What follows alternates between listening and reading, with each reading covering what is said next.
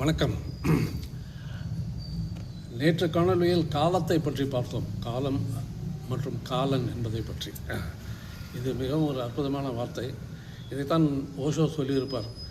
மற்ற மொழிகள் எல்லாவற்றிலும் விட இந்தியிலே காலன் என்ற வார்த்தையை காலத்தோடு இணைத்து அதை நடைமுறையில் கொண்டு வந்து பரப்பி அதன் மூலம் எவ்வாறு ஒரு விடுதலை அடைவது, காலனுடைய பிடியிலிருந்து எவ்வாறு தப்பிப்பது என்பதற்காக அந்த வார்த்தை பயன்படுத்தப்பட்டது என்று கூறுவார்.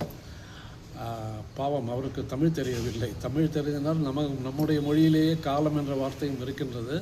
அதன் மூலம் காலத்தினுடைய பிடியிலிருந்து எப்படி தப்பிப்பது என்பதையும் அவர் தெரிந்து கொண்டிருப்பார். Anyway, that is one point.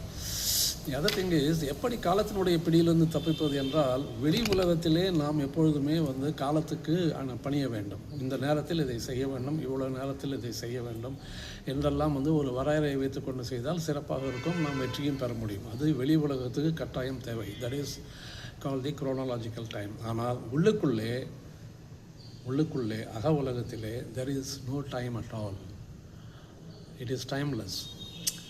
இந்த உள்ளுக்குள்ள நமது அக உலகம் என்பது நேரம் அற்றது. It is timeless.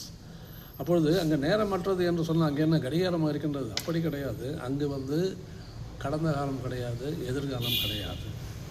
அந்த ஒரு கடந்த காலம் அல்லது எதிர்காலம் என்ற ஒரு மனமற்ற நிலையில் நாம் இருக்க வேண்டும் என்பதை குறிப்பதற்காகத்தான் அந்த நிலையை சொல்லப்படுகின்றது. அதற்காகத்தான் நேரம் என்பது அக உலகிலே கிடையாது.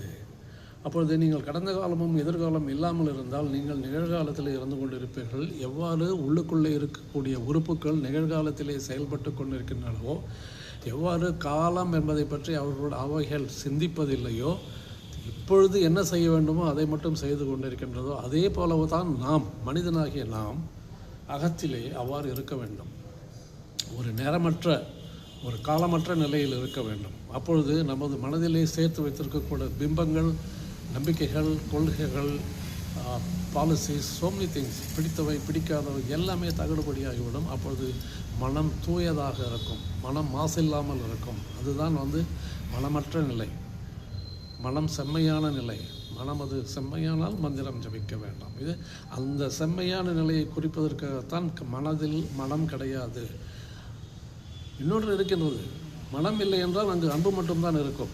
இதை எல்லா ஞானிகளும் சொல்லியிருக்கின்றார்கள். மனம் இல்லை என்றால் அன்பு இருக்கும், அன்பு இருந்தால் மனம் இருக்காது, மனம் இருந்தால் அன்பு இருக்காது. அன்பு இருக்கும் பட்சத்திலே அன்புக்கு காலம் கிடையாது.